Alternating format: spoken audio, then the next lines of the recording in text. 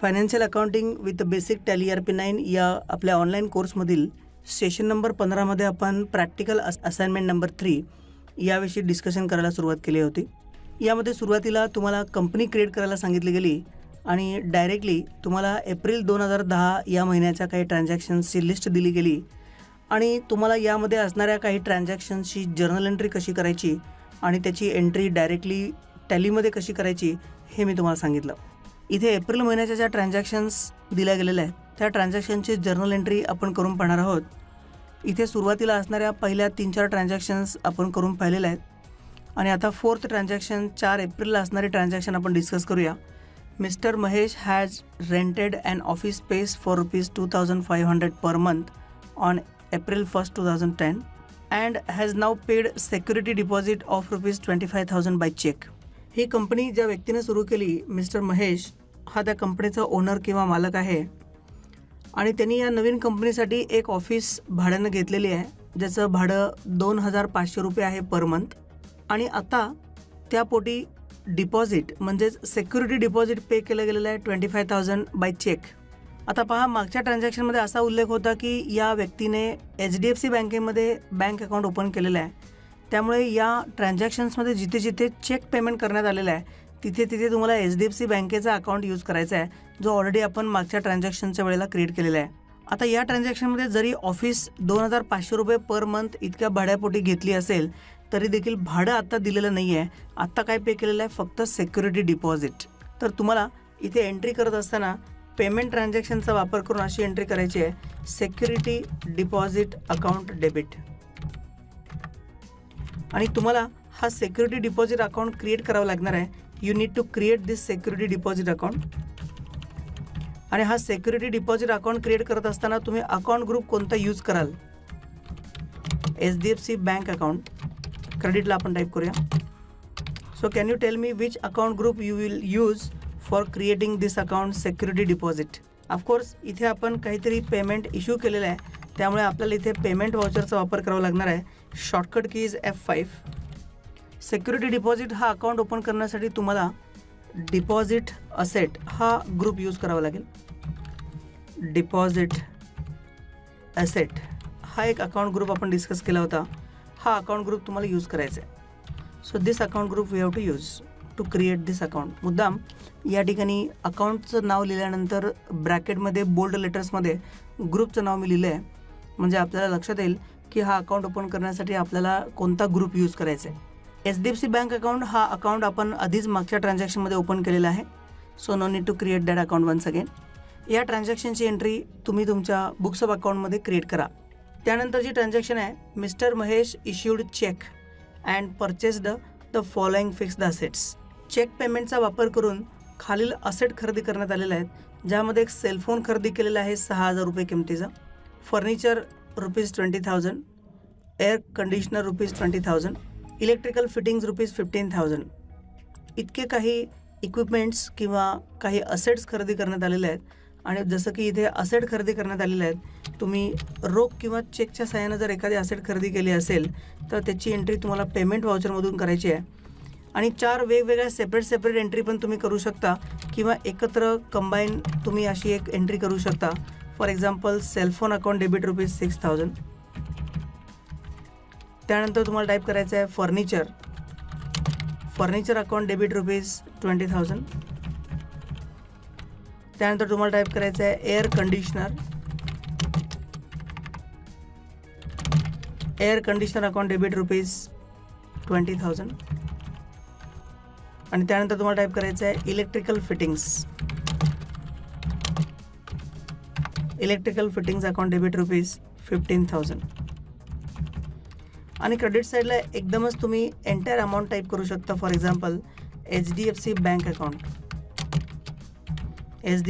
Account credit ₹61,000 आणि ही संपूर्ण entry तुम्हाला पेमेंट वाउचरमध्ये करता येईल बिकॉज असेट्स परचेस्ड, कारण की आपण असेट इथे खरेदी केलेले आहेत आणि ही असेट खरेदी करत असताना आपण रोख किंवा चेकनं जर पेमेंट केलं असेल तर ही एंट्री करत असताना तुम्हाला पेमेंट वाउचरचाच वापर करायचा आहे। आता ही एंट्री करत असताना तुम्हाला हे 4 अकाउंट्स क्रिएट करायला लागणार आहेत ज्यामध्ये cellphone account, furniture account, air conditioner account आणि इलेक्ट्रिकल फिटिंग्स असे 4 अकाउंट्स तुम्हाला तयार करायचे आहेत आणि हे सर्व अकाउंट तयार करत असताना फिक्स्ड असेट हा अकाउंट ग्रुप तुम्हाला यूज करायचा आहे. तर तुम्हाला आधी हे सर्व 4 अकाउंट्स तयार करून घ्यायचे आहेत आणि हे अकाउंट तयार करून घेतल्यानंतर मग तुम्हाला अशी एंट्री करायची आहे. तुम्ही या 4 ट्रान्झॅक्शन वेगवेगळ्या करू शकता किंवा एकाच ट्रान्झॅक्शनमध्ये 4चा उल्लेख करू शकता. नेक्स्ट ट्रान्झॅक्शन आहे mister Mahesh obtained a mobile phone subscription with planet communication limited by paying deposit ₹3000 in cash. Mahesh या व्यक्तीने एक मोबाईल फोन सबस्क्रिप्शन घेतलं किंवा एक टेलिफोनचं कनेक्शन घेतलं, परंतु हे टेलिफोनचं कनेक्शन घेण्यासाठी त्याला ₹3000 सिक्युरिटी डिपॉझिट पे करावे लागले प्लॅनेट कम्युनिकेशन या कंपनीला आणि टोटल अमाऊंट रोख स्वरूपात पे केली गेली आहे ₹3000. सर्वात पहिली गोष्ट ₹3000 रोख दिले गेलेले असल्यामुळे मी कॅश अकाउंट क्रेडिट साईडला पोस्ट करेन ₹3000 because the cash is gone and as per the rule credit what goes out we need to credit the cash account. आणि आता डेबिट साईडला आपल्याला काय टाईप करायचं आहे, what we need to type in the debit side.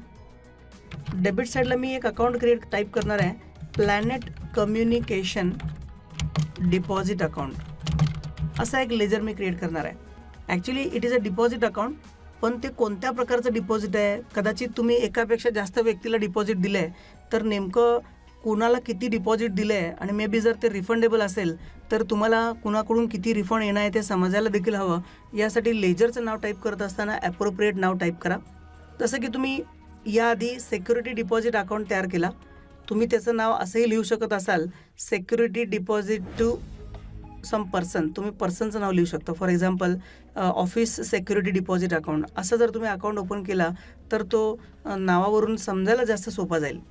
तर real लाईफमध्ये जेव्हा पण तुम्ही अशा प्रकारच्या ट्रान्झॅक्शनची एंट्री कराल तेव्हा स्पेसिफिकली योग्य पद्धतीचं अकाउंट नेम तुम्ही टाईप करा, जेणेकरून अकाउंटच्या नावावरून त्या ट्रान्झॅक्शनचा संदर्भ लगेचच लक्षात येईल. आणि ऑफकोर्स हा अकाउंट देखील ओपन करत असताना तुम्हाला डिपॉझिट्स याच ग्रुपमध्ये ओपन करायचं आहे because it is a refundable deposit. तर तुम्हाला डिपॉझिट्स असेट्स असा अकाउंट ग्रुप इथे क्रिएट करायचा आहे. या अकाउंट ग्रुपमध्ये हा लेजर क्रिएट करायचा आहे आणि अमाऊंट आहे ₹3000. आवश्यकतेप्रमाणे योग्य ठिकाणी तुम्ही हे सर्व लेजर्स क्रिएट करायचे आहेत. आणि आता या ट्रान्झॅक्शनची एंट्री करत असताना तुम्हाला पेमेंट ट्रान्झॅक्शनचा वापर करायचा आहे, पेमेंट वाउचरचा वापर करायचा आहे because the cash is paid. F5 is the shortcut की. 16 एप्रिल या तारखेच्या ट्रान्झॅक्शनची एंट्री या पद्धतीने होणार आहे. ही एंट्री करत असताना तुम्हाला planet communication deposit account open करायचा आहे आणि तो अकाउंट ओपन करत असताना डिपॉझिट असेट हा अकाउंट ग्रुप तुम्ही सिलेक्ट करायचा आहे. नेक्स्ट ट्रान्झॅक्शन आपण डिस्कस करूया. Mister Mahesh purchase the stationery consumables worth ₹12,500 from global house on credit basis. या व्यक्तीने ऑफिस स्टेशनरी खरेदी केलेली आहे ₹12,500ची, पण ती स्टेशनरी उधारीवरती खरेदी केली गेलेली आहे. ग्लोबल हाऊस या कंपनीकडून ती खरेदी केलेली आहे. पहा, जेव्हा तुम्ही काही गोष्टी खरेदी करता तेव्हा डेफिनेटली तुम्ही परचेस व्हाउचरचा वापर करता, परंतु इथे जी स्टेशनरी किंवा ज्या वस्तू तुम्ही खरेदी केलेल्या आहेत त्या तुम्ही विक्री करण्यासाठी नव्हे तर तुमच्या ऑफिसमध्ये आवश्यकतेप्रमाणे खर्चण्यासाठी किंवा तो एक प्रकारचा खर्च आहे, पण तुम्ही तो उधारीवरती खरेदी केलेला असल्यामुळे तुम्हाला आता एंट्री करत असताना अशा प्रकारे एंट्री करावी लागेल. डेबिट साईडला तुम्हाला टाईप करायचं आहे ऑफिस स्टेशनरी अकाउंट आणि हा अकाउंट ओपन करत असताना तुम्हाला इनडायरेक्ट एक्सपेन्स हा अकाउंट ग्रुप यूज करायचा आहे. इनडायरेक्ट एक्सपेन्स हा अकाउंट ग्रुप आपण यूज करतोय कारण की ऑफिस स्टेशनरी हा आपला खर्च आहे. ₹12,500 हे आपल्या ऑफिसमध्ये खर्चासाठी म्हणून आपण आणलेलं मटेरियल आहे आणि त्या मटेरियलची जी कॉस्ट आहे ती तुमचा खर्च असल्यामुळे तुम्हाला ऑफिस स्टेशनरी अकाउंट हा लेजर क्रिएट करत असताना इनडायरेक्ट एक्सपेन्स हा अकाउंट ग्रुप यूज करायचा आहे. क्रेडिट बाजूला तुम्हाला टाईप करायचं आहे ग्लोबल हाऊस या कंपनीचं नाव, कारण की तुम्ही रोख पैसे न देता उधारीवरती हे मटेरियल आणलेलं आहे, त्यामुळे ग्लोबल हाऊस अकाउंट जो तुम्हाला क्रिएट करावा लागेल सन्ड्री क्रेडिटर्समध्ये. हे तुमचे सप्लायर आहेत ज्यांच्याकडून उधारीवरती तुम्ही माल आणला आहे, यांना पेमेंट देणं आहे. त्यामुळं ग्लोबल हाऊस जो गिवर आहे तो नेहमी क्रेडिटला येतो असा आपला अकाउंटिंगचा रूल आहे. Credit the giver and debit all expenses and losses या नियमाप्रमाणे ऑफिस स्टेशनरी अकाउंट आपण डेबिट साईडला पोस्ट केला because it is an expense. Indirect expense या अकाउंट ग्रुपमध्ये हा लेजर ओपन करायचा आहे आणि दुसरा लेजर तुम्हाला यूज करायचा आहे ग्लोबल हाऊस जो क्रेडिटर्सच्या अंडर तुम्हाला क्रिएट करायचा आहे. आणि ऑफकोर्स ही एंट्री करत असताना तुम्हाला ही एंट्री जर्नल व्हाउचरमधून करावी लागणार आहे. ज्याची शॉर्टकट की आहे F7. कारण की या ट्रान्झॅक्शनमध्ये आपण कुठल्याही प्रकारच्या कॅश किंवा चेकच्या सहाय्यानं पेमेंट केलेलं नसल्यामुळे आपण पेमेंट व्हाउचर वापरू शकणार नाही आहोत. आपण रिसीट व्हाउचरही वापरू शकणार नाही आहोत कारण की आपल्याकडे पैसे आलेले नाही आहेत. जर्नल व्हाउचरचा वापर यासाठी करायचा आहे कारण की ही एक नॉन कॅश ट्रान्झॅक्शन आहे जिथे डेबिट किंवा क्रेडिट साईडला कुठेही कॅश अकाउंटचा समावेश होत नाही. अशा ट्रान्झॅक्शनला नॉन कॅश ट्रान्झॅक्शन म्हणतात आणि या नॉन कॅश ट्रान्झॅक्शन्सना एंटर करण्यासाठी तुम्ही जर्नल व्हाउचरचाच वापर करणार आहात. नेक्स्ट ट्रान्झॅक्शन आहे 21 April. Mister Mahesh entered into an contract with silver services for providing consultancy services at an agreed price of ₹75,000. He received an advance of 25,000 by cheque. या ट्रान्झॅक्शनमध्ये आता फक्त आपल्याकडे ॲडव्हान्स रक्कम जमा झालेली आहे. आपण कुठली सर्व्हिसही दिली नाही आणि त्या सर्व्हिसच्या अगेन्स्ट कुठली इन्व्हॉइसही केली नाही. त्यामुळे मी सिल्वर सर्व्हिसेस ॲडव्हान्स अकाउंट हा अकाउंट क्रिएट केला आहे. आपल्याकडे एवढे पैसे जमा आहेत असं समजूया. आता हे जे पैसे आपल्याकडे जमा आहेत हे एक प्रकारचं आपलं देणं असू शकतं. जर समजा आपण सर्व्हिस दिली नाही किंवा कॉन्ट्रॅक्ट कॅन्सल झाला so we need to pay this amount back to the customer. ही अमाऊंट आपल्याला परत द्यावी लागणार आहे. त्यामुळं हा अकाउंट ओपन करत असताना मी हा अकाउंट लोन्स लायबिलिटीमध्ये ओपन करेन. लोन्स लायबिलिटी तुम्ही करंट लायबिलिटीमध्ये पण हा अकाउंट ओपन करू शकता. लोन्स लायबिलिटीमध्ये ओपन करू शकता, युअर चॉईस. ओके, मी लोन्स लायबिलिटीमध्ये हा अकाउंट ओपन करेन. जनरली मी असं एक ठरवलं आहे की जर मी कुणाला ॲडव्हान्स दिला असेल तर मी लोन्स अँड ॲडव्हान्सेस हा ग्रुप यूज करणार आणि माझ्याकडे जर कुठल्या व्यक्तीचा ॲडव्हान्स जमा झाला असेल तर मी लोन्स लायबिलिटी हा ग्रुप यूज करेन. एक तर मला तितके पैसे त्या व्यक्तीला देणं आहे किंवा त्याच्या अगेन्स्ट मला काहीतरी सर्व्हिस दिली पाहिजे. मग जेव्हा मी सर्व्हिस देईन तेव्हा त्याच्या अगेन्स्ट मी ही एंट्री पुन्हा एकदा डेबिट करून घेईन. तर या अकाउंटला क्रेडिट बॅलन्स आपण दिला आहे 25,000 आणि ऑफकोर्स इथे आपल्याकडे पैसे चेक स्वरूपात आलेले आहेत. त्यामुळे मी इथे रिसीट व्हाउचरचा वापर करणार आहे. त्याच्यासाठी शॉर्टकट की असणार आहे F6. रिसीट व्हाउचरमधून मी ही एंट्री कंप्लीट करणार आहे. नेक्स्ट ट्रान्झॅक्शन आहे mister Mahesh deposited ₹50,000 cash in HDFC bank. HDFC बँकेमध्ये 50,000 रुपये रोख स्वरूपात डिपॉझिट केले. So very simple entry. मी इथे टाईप करेन HDFC bank account debit. Cash deposit केलेले आहे. So HDFC bank account debit ₹50,000.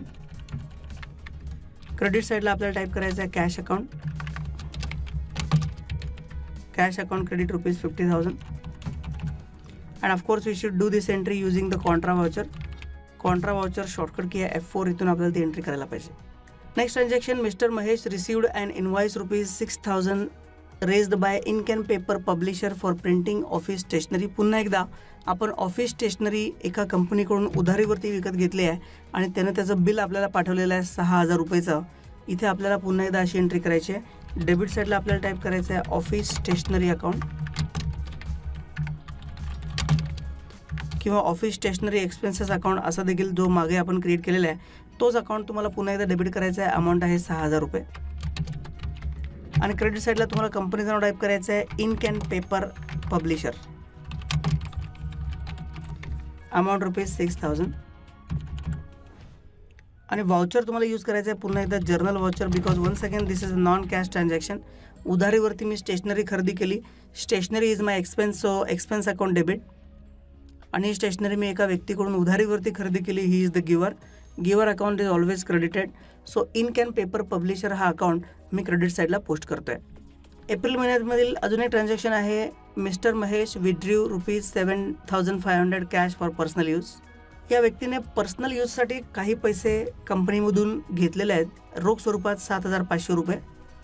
याला ड्रॉईंग असं म्हणतात. तर तुम्ही इथे एक अकाउंट क्रिएट करा मिस्टर महेश ड्रॉईंग अकाउंट. आणि हा अकाउंट ओपन करत असताना तुम्हाला कॅपिटल अकाउंटमध्ये ओपन करायचं आहे. We need to use the capital account to open this ledger. Amount तुम्हाला या ठिकाणी टाईप करायची आहे ₹7,500. क्रेडिट साईडला तुम्हाला टाईप करायचं आहे कॅश. आणि ऑफकोर्स ही एंट्री करत असताना तुम्हाला पेमेंट व्हाउचरमधून एंट्री करायची आहे because the cash goes out from the company. कंपनीमधून पैसे क्रेडिट झाले. Cash account credit. One more transaction mister Mahesh paid ₹750 cash towards office maintenance. Office मेंटेनन्ससाठी 750 रुपये कॅश पे केली. तर ऑफिस मेंटेनन्स अकाउंट डेबिटला आपल्याला टाईप करायचं आहे. डेबिटला आपण टाईप करूया ऑफिस मेंटेनन्स.